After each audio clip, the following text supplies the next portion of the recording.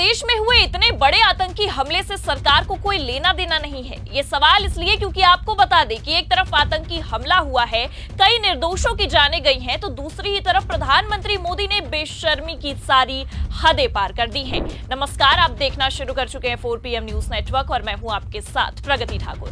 दरअसल आपको बता दें कि पहलगाम हमले को बीते अभी मुश्किल से 2 दिन भी नहीं हुए और देश के प्रधानमंत्री ने अपनी मलाईदार सत्ता की रोटियां सेकना शुरू कर दिया है। जी हां, आपको बता दें कि एक तरफ पहलगाम में आतंकी हमला हुआ है और दूसरी ही तरफ पीएम मोदी बिहार में ठहाके लगा रहे हैं। और इतना ही नहीं बल्कि साहिब ने तो बेशर्मी की सारी हदें पार करते हुए पीड़ितों को श्रद्धांजलि देना तो दूर, सर्वदलीय बैठक तक में जाना जरूरी नहीं समझा है, जिसके बाद बवाल खड़ा हो गया है। तो फिलहाल पीएम मोदी ने ऐसा क्या किया जिससे विपक्ष के निशाने पर आ गए हैं, आपको बताएंगे। और पहलगाम हमले के पीछे का सारा सच कैसे मोदी के मंत्री ने ही खोलकर सामने रख दिया है, उस पर भी आएंगे। लेकिन उससे पहले आप ये खबर देखिए। आज तक की खबर में साफ लिखा है, पहलगाम हमले में सरकार ने मानी सुरक्षा की चूक, सर्वदलीय बैठक में विपक्ष ने उठाए सवाल। तो देखा आपने, खबर में ये साफ नजर आ रहा है कि सर्वदलीय बैठक हुई जिसमें सरकार ने यह साफ कह दिया कि सरकार से ही चूक हुई है इस हमले को लेकर और सरकार की लापरवाही की वजह से ही आतंकियों ने इतने बड़े घटनाक्रम को अंजाम दिया है।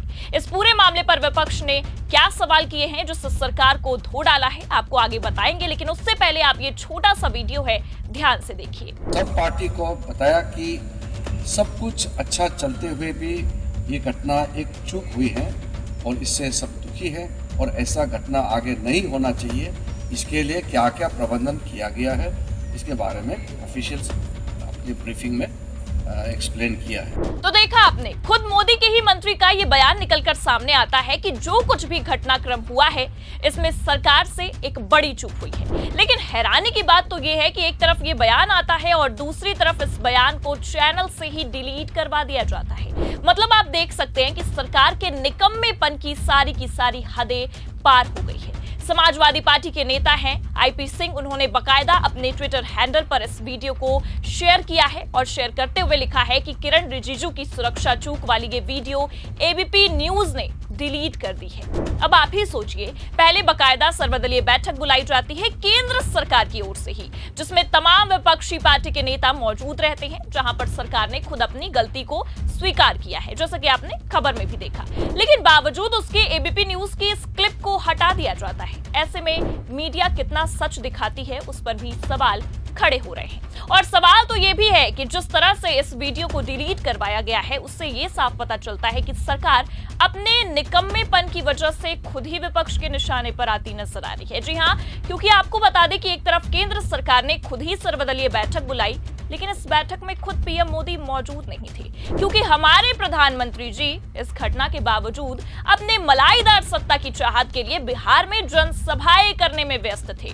बस इसलिए सर्वदलीय बैठक में जाना जरूरी नहीं समझा उन्होंने। लेकिन अब आपको बता दें कि विपक्ष ने इस मामले पर मोदी सरकार की बैंड बजा कर रख दी है। देखिए, बकायदा खबर में साफ लिखा है, बैठक में इस क्रूर आतंकी हमले की सर्वसम्मति से निंदा की गई। विपक्षी दलों ने कहा कि हम सरकार द्वारा उठाए जाने वाले हर कदम का समर्थन करेंगे। ऑल पार्टी मीटिंग में विपक्षी दलों ने कड़े सवाल उठाए और कहा, इंटेलिजेंस एजेंसियां कहां थी, CRPF और सुरक्षा बल कहां थे।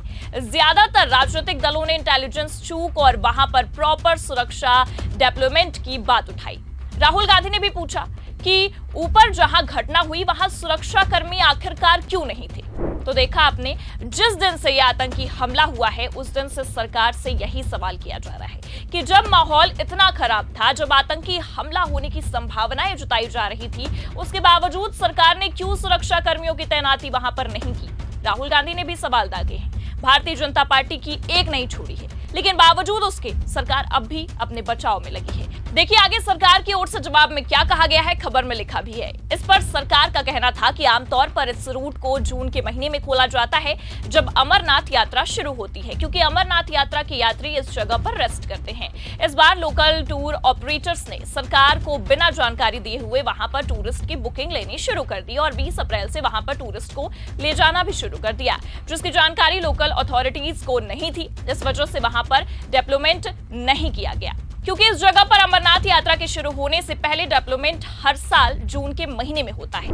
मतलब आप देख सकते हैं, एक तरफ खुद अपने बयान से केंद्रीय मंत्री ने साफ कह दिया है कि इस मामले पर सरकार से बड़ी चूक हुई है, वो भी मोदी के मंत्री ने। ये कहा है कि इसके लिए सरकार ही जिम्मेदार है। सरकार की ओर से सर्वदलीय बैठक में भी इस तरह के बयान देकर अपना बचाव किया जा रहा है, जो कि काफी निंदनीय भी है। मतलब दोनों ओर से सरकार अपने आप को या तो बचाने की कोशिश कर रही है या तो इस मामले पर और लोगों की चूक को करार रही है। इस पूरे मामले से यह साफ समझ में आ रहा है कि सरकार हर हाल में अपना बचाव करने की पूरी कोशिश कर रही है। इसलिए इस पूरी घटना में अलग अलग मामले बार बार निकलकर सामने आ रहे हैं और सरकार को भी कहीं ना कहीं बेनकाब कर रहे हैं, क्योंकि जिस बैठक की अध्यक्षता खुद प्रधानमंत्री मोदी को करनी चाहिए थी, भला आप ही सोचिए उस बैठक में पीएम मोदी मौजूद तक नहीं थी। ये सरकार और प्रधानमंत्री मोदी की बेशर्मी नहीं तो और क्या है। और इसी बेशर्मी को लेकर विपक्ष ने अब मोर्चा संभाल लिया है। खबर देखिए आप, खबर हमारे पास मौजूद भी है, उसमें साफ लिखा है, क्या पीएम 1 घंटा नहीं दे सकते? सर्वदलीय बैठक में नहीं बुलाए जाने पर ओवैसी हुए नाराज, रिजिजू बोले आपकी आवाज है तेज। तो पहले तो खुद बैठक में प्रधानमंत्री ही मौजूद नहीं होते, जिन्हें कायदे से मौजूद होना चाहिए था, जिस पर विपक्ष वैसे भी हमलावर है और सवाल दाग रहा है कि उतने में आप देख सकते हैं कि खबर ये निकलकर सामने आई है कि असदुद्दीन ओवैसी तक को इस बैठक में नहीं बुलाया गया था, जिस पर एआईएमआईएम अध्यक्ष ने नाराजगी जताई है। देखिए आगे लिखा भी है, ओवैसी ने कहा कि ये बीजेपी या किसी एक पार्टी की बैठक नहीं है, बल्कि ये एक सर्वदलीय बैठक है, जिसका मकसद आतंकवाद और उन्हें पनाह देने वाले देशों के खिलाफ एकजुट और मजबूत संदेश देना है। उन्होंने पूछा, क्या प्रधानमंत्री मोदी सभी पार्टियों की बात सुनने के लिए 1 घंटा एक्स्ट्रा नहीं दे सकते? आपकी अपनी पार्टी के पास भी अकेले बहुमत नहीं है। ओवैसी ने यह भी कहा कि चाहे किसी पार्टी के पास 1 सांसद हो या 100, वे सभी भारत के लोगों द्वारा चुने गए हैं और इतने बड़े मुद्दे पर हर किसी की बात सुनी जानी चाहिए। और इतना ही नहीं, बल्कि आपको यह भी बता दें कि सांसद ने अनुरोध तक किया है पीएम मोदी से और कहा है कि ये कोई राजनीति का मुद्दा नहीं है, बल्कि ये देश से जुड़ा एक बड़ा मुद्दा है, इसलिए हर पार्टी की बात सुनी जानी चाहिए। उन्होंने प्रधानमंत्री मोदी से अपील करते हुए कह डाला है कि मैं प्रधानमंत्री से यह अनुरोध करता हूं कि इस बैठक को एक सच्ची सर्वदलीय बैठक बनाया जाए। संसद में जिन जिन पार्टियों के सांसद हैं उन सभी को इस बैठक में बुलाया जाए। लेकिन इन सब के बावजूद आपको बता दें कि भारतीय जनता पार्टी और आलाकमान ने सारी की सारी हदें पार कर दी हैं, क्योंकि जिस बैठक में राहुल गांधी, सोनिया गांधी, मल्लिकार्जुन खड़गे तक मौजूद रहे, उस बैठक में प्रधानमंत्री मोदी की अनुपस्थिति कई सारे सवालों को जन्म देती है और कहीं ना कहीं ये साफ करती है कि सत्ताधारी पार्टी के लिए जनता से ज्यादा सत्ता की रोटियां प्यारी हैं। क्योंकि घटना को बीते मुश्किल से 2 से 3 दिन तक नहीं हुए, लेकिन पीएम मोदी बिहार चुनाव के लिए जनता को साधने पहुंच चुके हैं और खोखले दावे करते और मंच पर नीतीश कुमार के साथ ठहाके लगाते भी नजर आ रहे हैं। खैर, जिस तरह से सरकार ने अपने निकम्मेपन को छिपाने के लिए सारी हदें पार की हैं, गोदी मीडिया ने सच ना दिखाने के लिए वीडियो तक को डिलीट किया है, उसे लेकर आपको क्या लगता है कि क्या इस मामले में सरकार कुछ बड़े राज को छुपाने और दबाने की कोशिश कर रही है? अपनी राय कमेंट करके जरूर बताइए। खबर कैसी लगी लाइक और शेयर जरूर करें। अगर चैनल पर नए हैं तो सब्सक्राइब और ज्वाइन करना भी ना भूलिए। देखते रहिए 4PM न्यूज नेटवर्क। नमस्कार।